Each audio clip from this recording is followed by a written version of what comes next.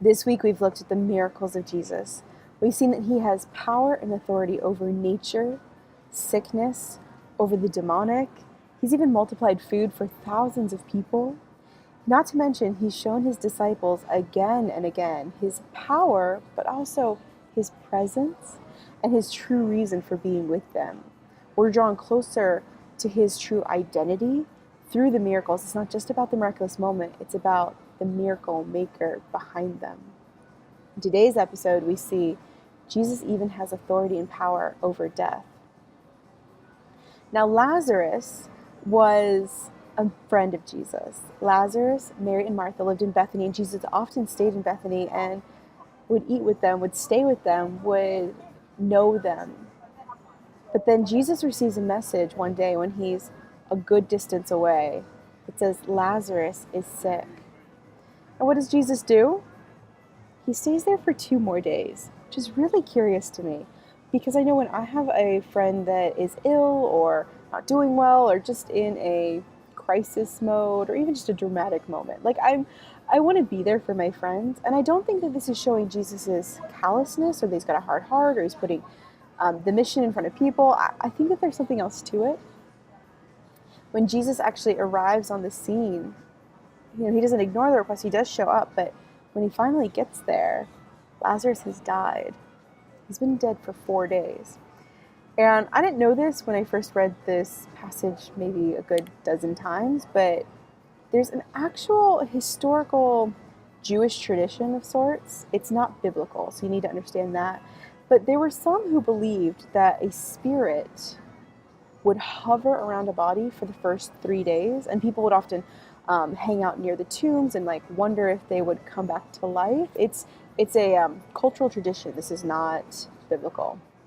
And so I think it's interesting that Jesus waits 4 days. It's almost as if he outweighs or outlasts even the traditions of the time, that you couldn't say, well, it was a different power. Jesus actually gets to claim the power and authority that this is what God is doing. By the time that Jesus shows up, Mary and Martha, they're devastated. And they basically say, Jesus, if you had been here, my brother wouldn't have died. You could have fixed this. What happened? And even in that moment, Jesus reveals his identity. And he's speaking to her and encouraging her and saying, look to me. And he says in verse 25, I am the resurrection and the life.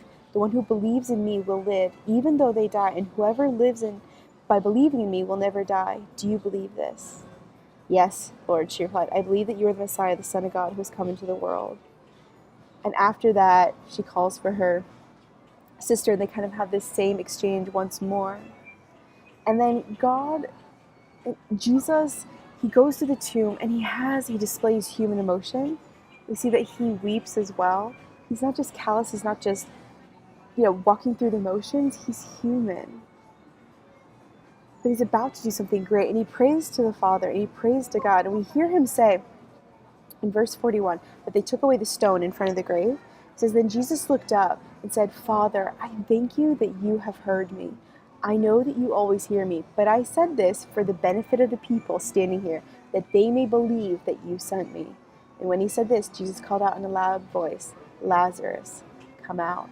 The dead man came out, his hands and feet wrapped in strips of linen and cloth around his face, and Jesus said to them, take off his grave clothes and let him go. You see, even in that moment, Jesus was glorifying God. It wasn't just about him. He was showing the people, I'm doing this through the authority of my Father in heaven. This entire account was used to glorify God. We can learn these simple truths. God reveals himself even in our places of discomfort and pain. God has authority over nature, demons, sickness, and death. God is constantly seeking to reveal his true nature and identity to us. God is with us, and God is near. And yes, his timing is often different than ours, but it's always going to be for his glory.